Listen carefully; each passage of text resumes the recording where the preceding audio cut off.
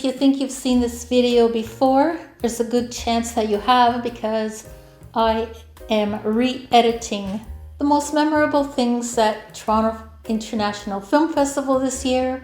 People ask me if I saw a lot of movie stars. I did not have the access that I usually do. It was my first year back from Montreal and I just wanted to kind of ease into it. I did get a little catch of Angelina Jolie, as you can see here, and I actually could have gone to that movie and seen her on stage, but Rocky has hyperthyroidism. He has to have pills twice a day. I had to come home in between films to give him his medicine.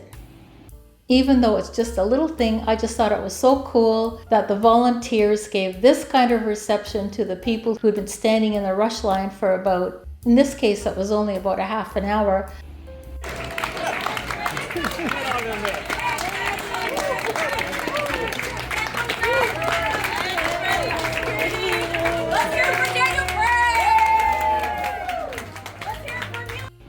I went to see the John Candy documentary.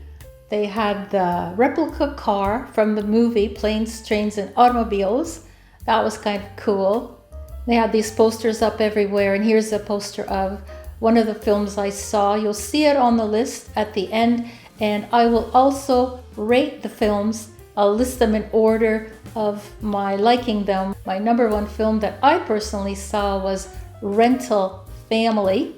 I hope to enjoy, just relax, just shake everything up and just enjoy the hour 45 minutes ride. Thank you so much. The longest rush line I stood in was 3 hours. Actually, I think it was a little over 3 hours. I know that sounds insane. That's crazy. But people were talking about the movies they were seeing. Some people were sitting working on their computers. This lady came around and interviewed some people, asking them about the films they had seen. And this guy got a cute little stuffed raccoon just for answering a couple of questions, which I thought was kind of nice. What's your favorite? My favorite is Monkey Cage, and it was just nice. Amazing. I'm gonna give you a little raccoon. So the films we saw were all basically in 4 theaters: the Scotiabank Theatre on Richmond, Roy Thompson Hall, Princess of Wales Theatre, and TIFF Lightbox. Canada also has a Walk of Fame with stars for famous people, celebrities, bands, whatever.